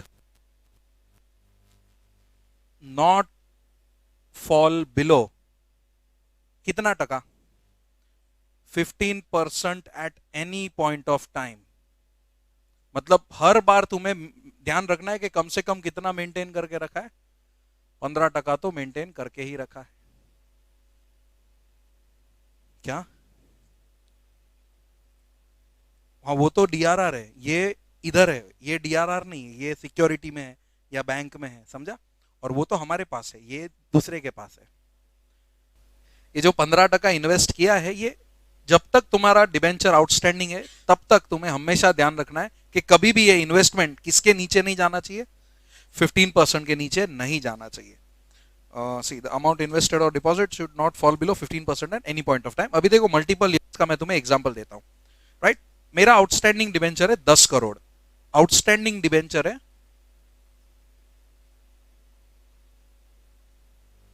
तो इसके चक्कर में मैंने डीआरआर कितना क्रिएट करके रखा है ऑलरेडी? इसका कोई डेट था डीआरआर क्रिएट करने का? नहीं, वो तुरंत हो जाना चाहिए। ये डेट तो इन्वेस्टमेंट या डिपॉजिट का है जो 30th अप्रैल है, राइट? तो डीआरआर मेरा 1 करोड़ का तो है ही, चलो ये हो गया। सेकेंड चीज इज कि जो 10 करोड़ है मैं इस तरह रिडीम करने वाला हूं, right? Let us say in the year as on 2018, okay? मतलब 2018 में कितने हैं मेरे? 18 एज इन 17 18, ठीक है? 2017 18, तो 18 19 में मैं रिडीम करने वाला हूं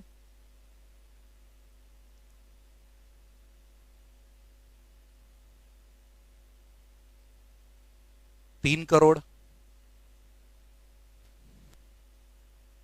19 20 में मैं रिडीम करने वाला हूं 5 करोड़, और बाकी का बचा 2021 में कितना? 2 करोड़ बचा, ये मैं रिडीम करूंगा 2021। हो गया मेरा 10 करोड़ रिडीम, राइट? अभी देखो 18 19 में मैं जो रिडीम कर रहा हूं 3 करोड़, कौन से डेट पे पैसा लौटाने वाला हूं? ईयर एंड पे 31 मार्च 2019 को मैं लौटाने वाला था 3 करोड़। तो मैं 30th अप्रैल, कौन सा 30th अप्रैल 18 तक कितना रुपया इन्वेस्ट या डिपॉजिट करके रखूं? बोलो बोलो, किसका 15%? 10 करोड़ का 15%।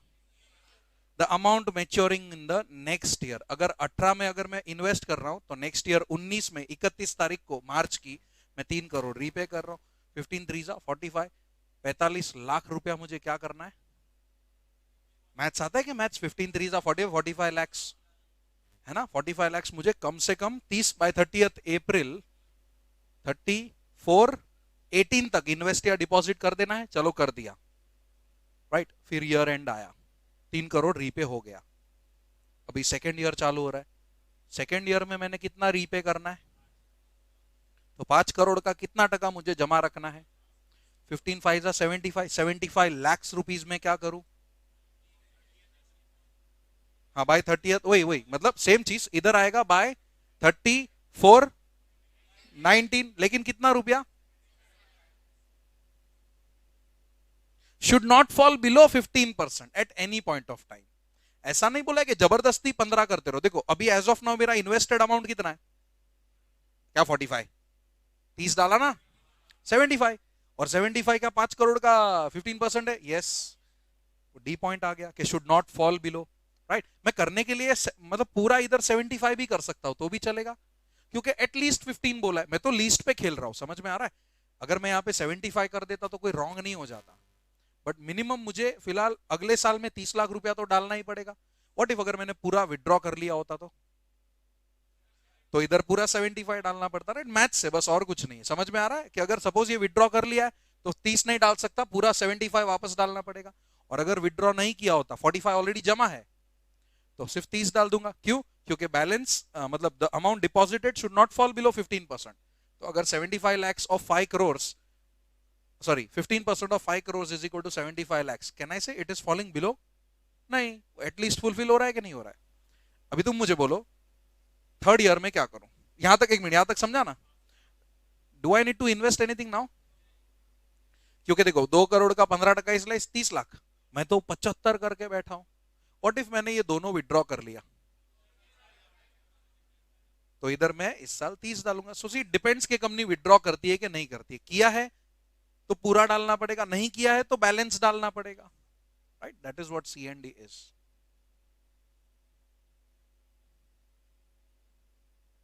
मैं समझा नहीं? हाँ फाइन, वो तो रैंडमली लिया है, ऐसा कोई पैटर्न नहीं है, कुछ भी हो सकता है, 1 1 8 भी हो सकता है, मैंने एग्जांपल के लिए लिया है खाली। समझा? ये C और D हो गया। फिर E और F एकदम इजी है। E क्या है? E partly paid up debenture है, suppose sorry partly paid up क्या, पार्टली कन्वर्टेबल डिबेंचर है। तो DRR पूरे अमाउंट का लू कि खाली नॉन कन्वर्टेबल पार्ट का लू? नॉन कन्वर्टेबल मतलब उतना रिडीम करना है, और उतने रिडीम का 10% DRR क्रिएट करना है। सिंपल एग्जांपल, लेट अस से मैं 100 करोड़ के, कौन सा डिबेंचर था? Convertible, partly convertible, right, PCD, partly convertible debenture. तो इसमें लेट अस से जो कन्वर्ट होने वाले हैं वो कितने के हैं? 60 करोड़ के हैं, और जो रिडीम होने वाले हैं वो 40 करोड़ के हैं। मैं DRR कितना क्रिएट करूं? बोलो DRR कितना क्रिएट करूं? 4 करोड़, 40 करोड़ थोड़ी, 4 करोड़ का 10%, राइट। क्यों? क्योंकि इसका तो DRR करना ही नहीं है, ये तो मैं क्या करके देने वाला हूं? कन्वर्ट। जब कन्वर्ट करना है तो मुझे पैसा देना है? नहीं। पैसा कितना देना है? 40 लाख, सॉरी 40 करोड़। 40 करोड़ का 10% इज 4 करोड़। तो DRR should be created only of non convertible portion. Underline करके लिख सकते हो, नॉन कन्वर्टेबल को रिडीमेबल पोर्शन,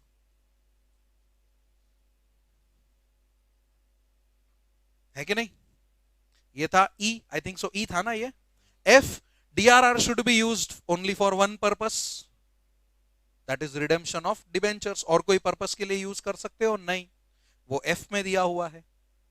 तो मेन तो इसमें सीखने वाला BCD था, बाकी AEF इज लाइक बेसिक्स, कुछ नहीं उसके अंदर। तो BCD तीनों समझा? ये नोट करना है तो कर लो। वो तो लिखा रहेगा ना कि तुम्हारे पास कितना ऑप्शन है, तुम कितना एक्सरसाइज कर रहे हो। ऐसा नहीं रहे, तू बोलेगा मुझे एक एक डिबेंचर कन्वर्ट करना है, ऐसा नहीं। ऑप्शनली कन्वर्टेबल में हम इतना कन्वर्ट करके देंगे अगर चाहिए तो वो भी पहले से डिसाइडेड रहेगा। समझ में आ रहा है? हाँ, अगर तुझे वो कन्वर्ट कराना है तो हम इतने के कन्वर्ट करके देंगे, या फिर वो तू रिडीम करवा ले। तो that figure, that percentage will be already decided कि तेरे पास कितना ऑप्शन है कन्वर्ट कराने का, कि तू 100% कन्वर्ट करा सकता है या 70% कन्वर्ट करा सकता है, वैसा। वरना तो एक कंपनी तो कैलकुलेशन ही पॉसिबल नहीं है ना। अगर जो हाँ हाँ, तो जो तू बोल रहा है ना उसका कैलकुलेशन पॉसिबल, कंपनी कैसे कैलकुलेट करेगा? पॉसिबल ही नहीं है। हाँ, वो बट पहले से ही डिसाइडेड रहता है कि हम तुम्हें इतने परसेंटेज का ऑप्शंस दे रहे हैं, अब अगर तुम्हें कन्वर्ट करना है तो this much we can convert, तो वो उस हिसाब से फिर कैलकुलेशंस होगा सारा। यस।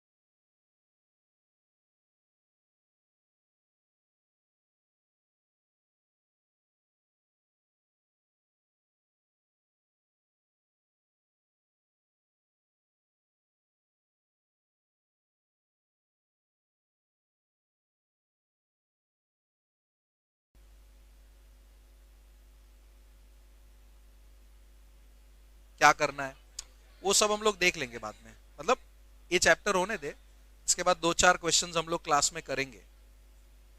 चलो हो गया लिख के। नेक्स्ट पार्ट क्या है डीआरआर के बाद, failure to redeem debentures. What if company does not redeem your amount, क्या करोगे, केस है ना, लेकिन डायरेक्ट केस नहीं करना है, पहले एप्लीकेशन करोगे एनसीएलटी को, बोलोगे एनसीएलटी के हमारा ड्यू डेट आ गया फिर भी पैसा नहीं दे रहा, एनसीएलटी क्या बोलेगा, पैसा दे, तो कंपनी को देना पड़ेगा। लेकिन अगर कंपनी ने एनसीएलटी के ऑर्डर को भी वैल्यू नहीं दिया, एनसीएलटी को भी बोला जा नहीं देने का है, तो फिर लास्ट पैराग्राफ में जो पेनल्टी दिया है ना वो लगेगा। In case if there is default in complying with the order of tribunal, तो वो पर्टिकुलर पेनल्टी लग जाएगा। ओके, तो that is just reading part, उसमें कुछ है नहीं उतना। नेक्स्ट पॉइंट पे आ जाओ, remedies available to debenture holders. Okay, remedies, remedy की जरूरत कब पड़ेगी तुम्हें, जब कंपनी को डिफॉल्ट करेगी, है ना, तभी रेमिडी चाहिए ना। अगर कंपनी टाइम टू टाइम तुमको पैसा दे रही है फिर भी रेमिडी करोगे नहीं, राइट, वर्ड अच्छा लगता है रेमिडी, फिर भी नहीं, बराबर। चलो हट, रेमिडीज खत्म करने दे, 5 मिनट लगेगा खाली। नाउ सी, 2 टाइप के डिबेंचर होल्डर्स होते हैं, एक सिक्योर्ड और एक अनसिक्योर्ड। देखो अनसिक्योर्ड के पास बहुत ही कम रेमिडी होती है, एसेट है बेचने के लिए नहीं, तो उसके पास खाली 2 रेमिडी है। पहला रेमिडी क्या है, देखो, sue the company according to the terms of issue as an unsecured creditor, कि भाई कंपनी के ऊपर केस कर दे, या तो सेकंड तू कंपनी का वाइंडिंग अप पिटीशन फाइल कर दे कि कंपनी को वाइंड अप कर दो, क्रेडिटर के पास राइट होता है वाइंडिंग अप पिटीशन फाइल करने का। तो ये 2 रेमेडी अवेलेबल है किसके पास, अनसिक्योर्ड के पास। सिक्योर्ड के पास 6 टाइप का रेमेडी है, 6 में पहला 2 तो सेम है, अगर तुम लोग देखोगे तो वो 2 को तो रीड नहीं कर रहा मैं, it is same as above. Okay, what is the third remedy, sell the assets, ये बेच सकता है कि नहीं, क्योंकि सिक्योरिटी है भाई, सिक्योर्ड मतलब क्या, सिक्योरिटी है, तो sell the assets if an expressed power is given in the issue of debenture. ये क्या है, अगर लिखित में दिया है पावर के भाई अगर मैं पैसा ना दूं तो तू बेच दे ना, दैट इज कॉल्ड एक्सप्रेस्ड, तो ही तुम बेच सकते हो, वरना तुम भी नहीं बेच सकते। क्यों, क्योंकि यू डोंट हैव पावर। तो तुम लोग सर क्या करेंगे, और 3 रेमेडी है, शांति रखो, ठीक है। Fourth remedy, appoint a receiver. Who is this receiver, the one who is going to sell that property and distribute the amount as per your proportion, बराबर, दैट इज दैट पर्सन। जैसे company में liquidation होता है तो liquidator होता है, इधर क्या सारे एसेट्स बेचने, जो सिक्योरिटाइज्ड है वही बेचना है, तो लिक्विडेटर की जरूरत पड़ेगी नहीं, एक रिसीवर की जरूरत पड़ेगी, जिसको मैनेजर भी कहा जाता है। अरे पढ़ने तो पूरा खत्म तो करने, तो मैंने खाली रिसीवर का एग्जांपल दिया है, पेज घुमा दिया सीधा, नहीं पढ़ना point. If receiver is appointed, देख लो आगे भी, इतना घाई है। If the conditions of the issue of debentures give him power to do so, the receiver will sell the property charged and sale proceeds, मतलब बेचने के बाद proceeds मतलब पैसा, जो पैसा आएगा that will be utilized for the payment to debenture holders. Next is apply to the court for foreclosure order. ये कौन सा ऑर्डर है, foreclosure। ये एसेट किसका था, फोरक्लोजर में क्या तुम लोग डिमांड करोगे पता है, सर ये एसेट हमारे नाम कर दो, पैसा नहीं चाहिए, एसेट में हमको वैल्यू लगता है, ये लैंड पे हम बंगला बनाएंगे, लैंड हमारे नाम कर दो, that you can do. If you want this you have to make an application to court to pass which order, foreclosure order. देखो उसमें क्या लिखा है, the effect of this order is to terminate company's interest and the debenture holders becomes the owner of it, दिख रहा है। तो ऐसे ऑर्डर को क्या कहते हैं, foreclosure order. And last is trustee भी प्रॉपर्टी बेच सकता है भाई, उसको भी तो रखा था ना हमने। If the debenture trust deed permits such sale, trust deed में लिखा है कि ट्रस्टी तो बेच सकता है, तो बेच सकता है, राइट। तो ये रेमेडीज थी किसकी, default in case of secured debentures. Okay, ठीक है। केस स्टडी एक रह गया, बट वो नेक्स्ट लेक्चर में करेंगे। नेक्स्ट लेक्चर में nomination and then second part deposits. Matter over.